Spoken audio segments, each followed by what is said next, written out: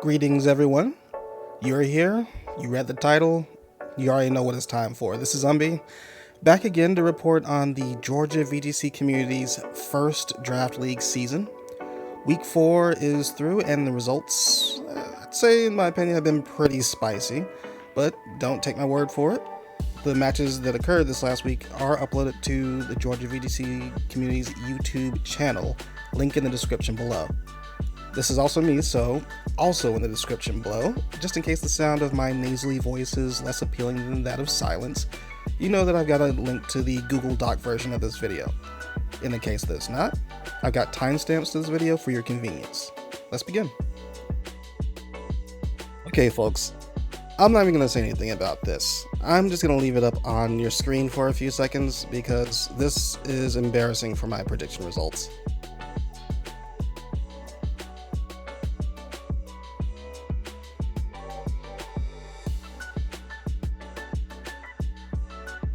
Alright, most everyone solidified their lineup, so trades are still pretty scarce this week. Bruneaux used up one of their trades to swap out their male Indeedee for Silvally, which is a little bit of a curious trade. They put it to use immediately this week though, which we'll talk about shortly, but I'm actually wondering what the thought process behind the swap was.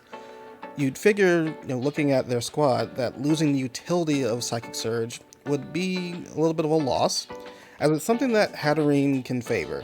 You can stop out the fake outs from disturbing the trick room that it might want to use, as well as, it gave a double expanding force between the Indeedee and the Hatterene to possibly cheese out a couple of early KOs. Now, then again, you don't necessarily need the Psychic Surge to stop at the fake outs, since you have Mimikyu as your prime trick room setter, which is already immune to fake outs, with the exception of Papa Shuckle using their Kangaskhan with Scrappy. Psychic Terrain can also, work against Lipard's favor, see on the team, disrupting the prankster shenanigans it wants to pull off. So removing Indeedee from the equation could actually be a healthy thing for this squad, but its replacement as Silvally as a choice is still a little bit odd. There were probably some trade restrictions that kind of made the trade a little bit awkward, but nevertheless, Bruneaux made it work. It's got a couple of surprises that it brought out in week 4. Again, we'll go over that pretty soon. And then we also have Esquire, who submitted their final trade for the season, opting to get rid of Alolan Marowak for Pelipper. Now, admittedly, I'm a little bit conflicted for this trade, but my overall feeling for it is positive. There are some restrictions in place on how Pokemon can be traded out, like I mentioned before, so I understand if Marowak was the only thing to trade into Pelipper, but it would have been pretty sweet to have the Lightning Rod next to some of the Pokemon that you see listed here, next to the Pelipper itself. For example, next to Lapras, next to Crobat, if you decide to use that for Tailwind support. But it was... Nevertheless, these pieces still kind of fit together. Like, now we have the Drizzle to go ahead and immediately activate Kingdra. And one of the things I mentioned earlier about Esquire's draft is how it's kind of missing that identity, and slowly over the course of the season they kind of picked up on that. Started with leaning into Gmax Lapras with the Dusclops. You could see the Trick Room that it wanted to set up, even the Weakness Policy. There were plans to drop Rock Tomb onto it, into the Trick Room setting, in hopes to try and sweep from there. Now we have access to a potential Rain squad with Pelipper, Kingdra, Raikou, and even Venusaur fits into that mold. Now also the removal of Marowak does do something positive for Raikou, so now you can take it on these squads without fear of the Thunderbolt, or even now Thunder under the Drizzle being redirected, so that's pretty cool. Now, it's not necessarily that they're going to lean into the strategy. They picked it up this week, it was active this week, but they didn't use it.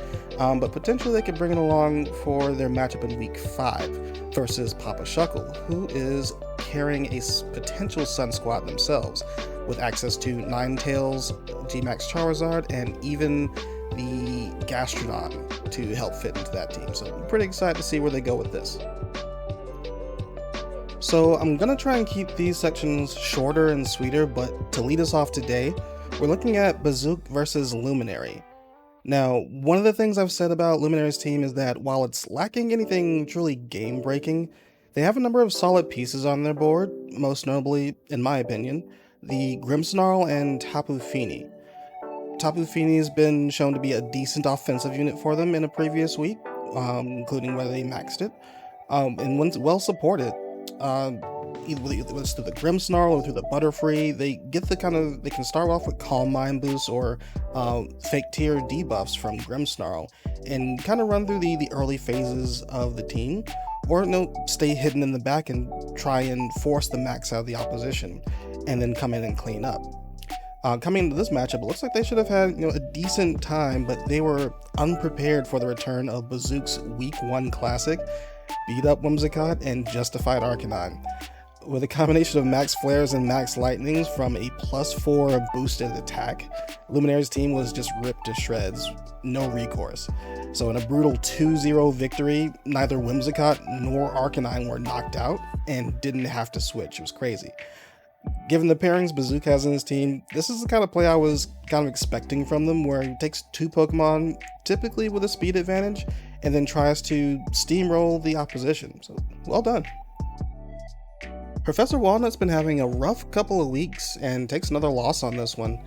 I praised his squad at the beginning of the season for having some unique picks that I thought were influential in a Series 9 format, but it's been tough for him to achieve some of his win conditions. Mainly you see this when the Registeel is brought out if it can't reach that end game for Iron Defense Body Press uncontested. It just goes down eventually without too much effort.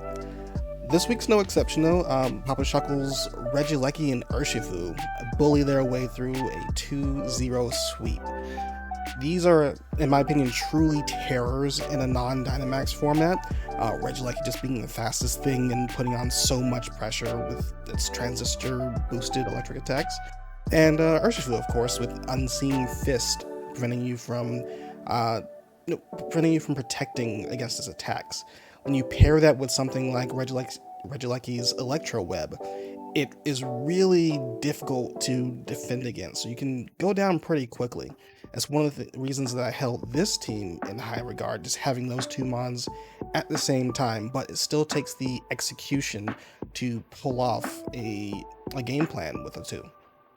That being said, we got some quick highlights. We got to see Papa Shuckle's Kangaskhan using Fake Out plus Last Resort did pretty big chunk of damage to the entire health pool. Likely it had Scrappy just in preparation for Sableye, who Professor Walnut's been leaning on for support pretty often. But on the other side of the map, Professor Walnut experimenting with a strange moveset on Entei that included, get this, Calm Mind, Eruption, Weather Ball. It's probably relative to note that the Sableye was carrying Rain Dance, so perhaps it was a plot to keep Ninetales and Charizard at bay. Unfortunately, we didn't get the preview of Professor Walnut's perspective. That video is not going up, but hey, we can always guess. Okay, Mocha, still rooting for you, but if there was any week I would have wanted to see a loss, it's this one. Esquire's legendary Bisharp makes a return appearance into the fray, and overall it matches pretty well into the team, I think. Take a look at the squad. It's got stab super effective moves into a majority of the squad. Only taking into account Porygon 2, which takes its attacks neutral, and the Swampert, which resists the steel side of things. But with a few win conditions and positioning, it could have actually taken on the team on its own, I personally believe, especially when it starts to stack up those max steel spikes. But unfortunately, even in one of the games where it received a +4 attack boost after Mocha maxed their Porygon 2 and fired off a couple of max strikes, it just wasn't enough to outpace the damage of Metagross. Weakness policy variant, even in the end game of game 1 and during the max of game 2, just wasn't enough to bypass it. Though, if I'm being fair, it doesn't help that Mocha's also a cheater and got a critical hit to one-hit KO Esquire's Dusclops in game 2. So, without a Trick Room to try and contest against, Mocha snatches up another 2-0 victory put on the board for this week. Alright, we touched on this a little bit earlier, so here's what you've been waiting for. Silvally versus the world. I don't think Patillac could have ever prepared from this one, so make sure to check the video to see how normal gym plus explosion Silvally helped Bruneaux complete a 2-0 week, another one, for their first win this season. Now, whether it was picking up like a one-hit KO or doing at least 70% of Celesteela's health with explosion resisted, I'll have to check the health bars for that one actually. This plan paid off pretty well. Doing such a huge chunk of damage early on, uncontested, kind of helped set up Dragapult and Togekiss in the end game. The Dragapult already pretty strong, just makes it easier for them to pick off. So, to make matters worse though, Silvally was also carrying Grass Pledge, paired up with Blastoise's Water Pledge, so that creates the swamp that quarters the opposing Pokemon's speed for a few turns. So it was just an incredible speed disadvantage that Patillac was just not prepared for and couldn't climb out of, regardless of any airstreams fired off from Celesteela. So a little bit cheesy, but it's the kind of creativity that you typically want to see from Pokemon that are typically not seen in the standard setting, especially when you're down 0-3 for the season. So great job to Bruneaux for picking this one up. Strider versus Papi Cantan. This was brutal, and I don't know another way to say it. The match, if it was recorded, is not uploaded at the time of this recording, but I've received and reviewed the play-by-play of the games. Ahead of the match, I called Strider cleanly taking this one. He was on an onslaught. Sun Squad, particularly Landorus, is looking really strong, well supported by the Rotom Wash, but for this matchup, I overlooked a crucial factor on Cantan's team that would eventually go on to dominate the match. Latias, equipped with Air Slash, Draco Meteor, and Icy Wind. It matched up really well into this Sun-based squad. You can see resisting pretty much all the stab moves on the team. Charizard, Torkoal, fire moves can't get through. Water and electric moves from Rotom Wash can't get through. Even Venusaur is a little bit stunted in the damage that they can do into it. So it's positioned pretty well to take on the team. Even Landorus can't max Quake into it. It wants to stack those Quake boosts to kind of resist it a bit, but it has to target the other slot.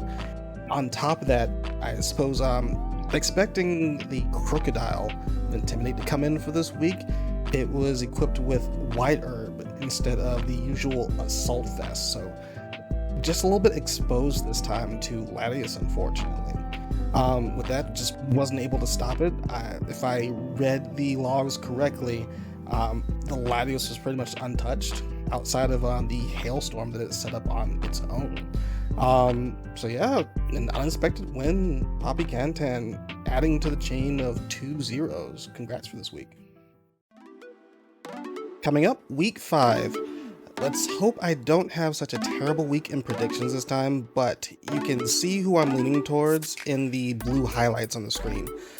Keep an eye out for Papi Cantan versus Sanaito, though I feel that is definitely one of the ones that could go either way. Other than that, not a terrible lot to explain here. I'm just simply relying more on the rankings this time, rather than any conjecture or perceived notions of their team to kind of feel out who will win. Speaking of rankings, here's your leaderboard at the close of week 4. Mocha continues their undefeated streak, while Sanaito comes up with a big win here to overtake Strider in the standings. It's only a temporary reprieve though. Sanaito's only slightly ahead, so 3 weeks to kind of fill out those top spots. Not too far away, sharing the 4th place spot are Patillac, Papa Shuckle, and Papi Cantan. Esquire's dead even with a 0 game differential with Bazuk right behind them, so hot pursuit. And the lower end of the standings, things are looking pretty grim for Luminary, who may need a clean streak of 2-0s for the remaining weeks if they want to be in playoff contention. Just ahead are Bruneaux, Professor Walnut, and Eeveenescence, looking to do the same and climb out of that pit after a rough start of the season. I'd say Walnut's got the toughest road ahead, as going into week 5, They've got the number 3 seed Strider coming up, and then week 6 followed up by your current number 2 Sanaito, back-to-back series. Now, all that wraps up week 4, so I want to thank you for tuning in. I know this has been a bit more brief than the previous videos, but that's been the goal. I am looking to reanalyze and revamp my preseason tier list, the one that I did at the very start, so keep an eye out. I'm working on a document, but I might make a video for that as well. If I don't, just meet me back here so we can check in on week 5 of the Draft League. Until then, thanks and take care.